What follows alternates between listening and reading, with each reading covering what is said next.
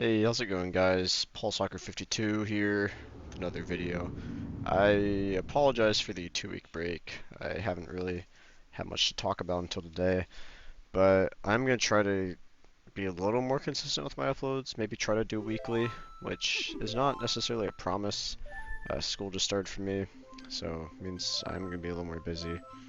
But I really appreciate all of the support on the last video. It really means a lot to me, and it really motivates me to keep making videos like this. Um, got some Majora's Mask gameplay that I recorded a few days ago. Played through the first 40 minutes of it, so we'll see how far we get through. Um, Today I want to talk about limerence. Merriam-Webster Dictionary defines it as a state of blissful, usually temporary, infatuation experienced during the early period of a romance, the euphoric feeling experienced when first falling in love.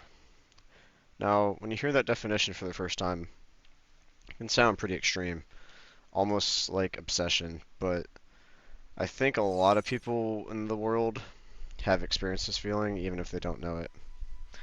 It's kind of feels like checking your phone too often, opening Instagram to see if they viewed your story, rereading a conversation, if they haven't texted you back in a while, to figure out if there was some kind of hidden meaning behind what they said. Um, and maybe they text you back after a while and suddenly your entire mood improves. You get smile, get happy, and it can also be that they don't text you for like 6 hours and you've spent the entire time trying to figure out if they like secretly don't like you anymore, even if nothing dramatic has happened. And in your head, there's an entire storyline going on around that, and that's what makes this feeling so interesting to me. From the outside, nothing's changed. You might barely see them, or maybe even not at all, but internally, they can become the most important person in your life. It can start to feel like your happiness depends on them. And I think where your happiness starts to depend on them is where the feeling gets unhealthy. Because you're not just thinking about this person all the time, you're usually thinking about a specific version of them, the best version. Maybe you share similar music tastes, had a few personal conversations, or they remembered a random detail about you. Your brain takes these pieces of information and fills in everything else. They're thoughtful, they're different, they understand you better than other people. They'd be an amazing partner, and maybe you're right, but the problem is you don't actually know yet. Your brain has taken something that you partially know and developed the rest for you. But it never imagines the bad stuff that you have to go through. It imagines lying next to each other, traveling, listening to music together, and you can imagine conversations that you haven't had yet, experiences you haven't had yet. Imagine how they comfort you. You'd imagine how dating them would feel, and you can even imagine what your life would look like together. And then there's the most important part of limerence, reciprocation. You always need to know, do they like me? Why did they stop responding? Should I message first? Was that flirting? Why did they say it to me like that? And suddenly, interactions can almost become stressful. And weirdly enough, the whole like uncertainty can make the whole feeling even stronger. The weird thing is that while this entire stage of a relationship is happening, you never call it limerence. You almost call it love. And you think, I've never felt this way about someone before. They're different. There has to be a reason I can't stop thinking about them, and maybe there is. And maybe they are that person for you. Maybe you do really care about them. Limerence doesn't necessarily mean that none of your feelings are genuine. But I think a question worth asking when someone is taking too much space up in your head um, is how much of it is the feeling of them and how much of it is the person you've created in your head. And I'm not saying that love is seeing past someone's flaws, because sometimes you love the parts of them that aren't perfect. And that's not to say in the sense of romanticizing toxic behaviors, but in the sense that the flaws and difficult parts are just part of the person you care about. And obviously, not talking about like super toxic bad traits like dishonesty, loyalty, etc. But smaller things that just make them the person that they are. That's a big difference between limerence and love. With limerence, you usually idealize the person, you need that image in your head to stay intact. But with love, reality, like, it makes it even stronger. You learn the things about them that maybe aren't attractive, impressive, or convenient, and you still want them for that anyway. Sometimes you even become really attracted to those imperfections because they're what makes that person feel so familiar and specific to you. You don't have some polished, perfect version of them. You love the version of them that gets irritated, has bad days, has flaws, and just isn't perfect. I think that's when someone stops becoming a character you built in your head and when you start genuinely caring about that person in front of you.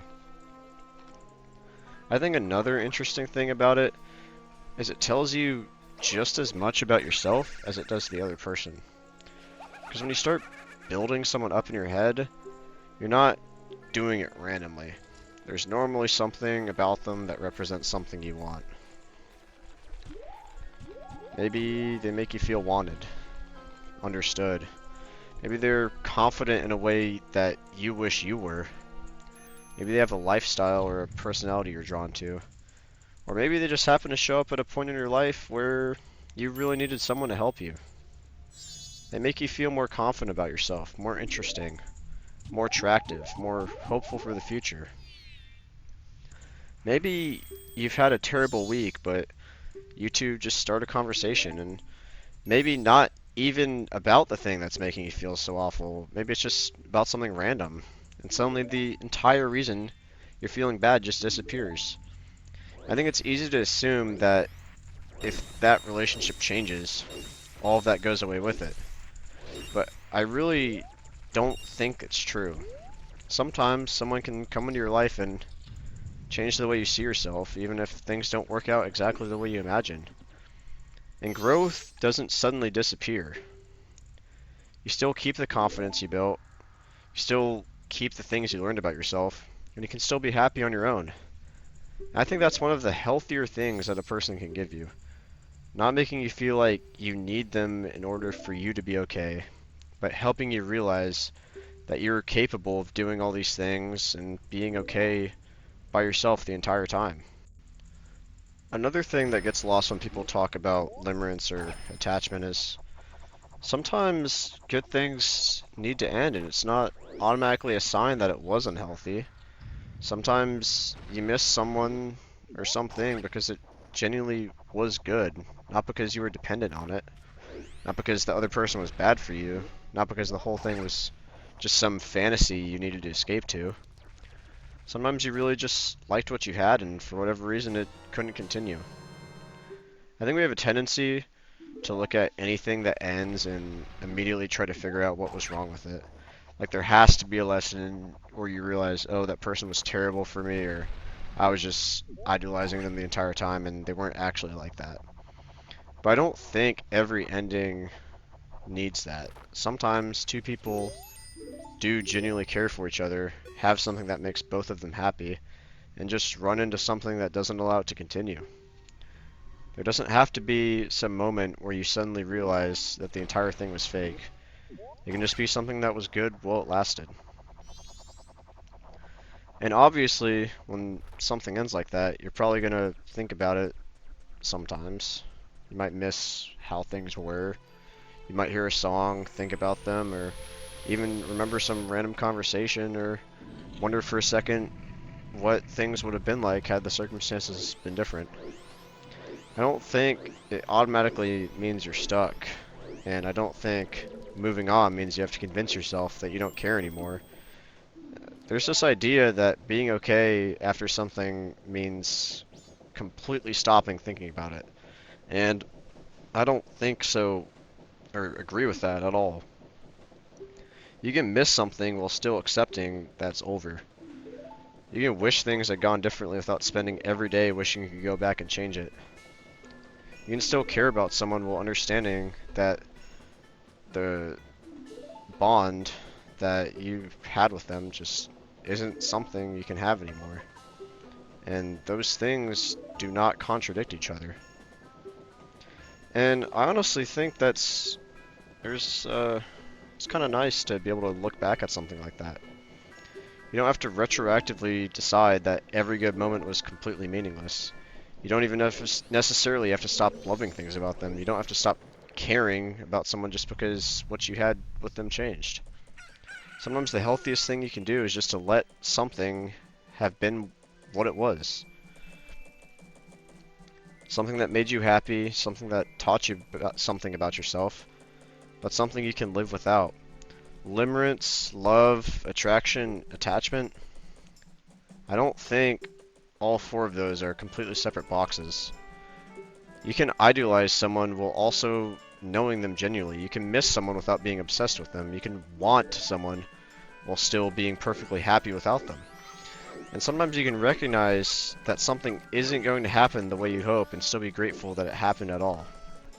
I think what matters more is whether those feelings leave you trapped in an imaginary version of your life or whether you can accept reality for what it is and keep moving forward. Because caring about someone doesn't always have to end just because one particular version of the relationship does. Sometimes what a connection means to you can just change over time. Obviously, I'm not an expert on love, relationships, or anything like that. I'm just someone trying to make sense of feelings that are hard to explain, and I'm not saying that there's some perfect line where limerence ends and love begins, or that's unhealthy to become infatuated with someone early on. It definitely can be. People are complicated, relationships are complicated, and sometimes two opposite things can be true at the same time. You can idolize someone and still genuinely care about them. You can know someone's flaws and still put them on a pedestal. You can love someone and still be wrong for each other. I'm not trying to give anyone a diagnosis or tell them what their relationship means. This is just something I've been thinking about recently, and putting a word to these feelings might make it easier for people to understand. But that's all I had for today. Just something I've been thinking about recently, and let me know if you've had similar experiences or felt this feeling before. I'd love to hear everyone's opinions, and I appreciate you watching as always. And I'll see y'all next week, hopefully. But yeah, thanks so much for watching. I appreciate it a lot.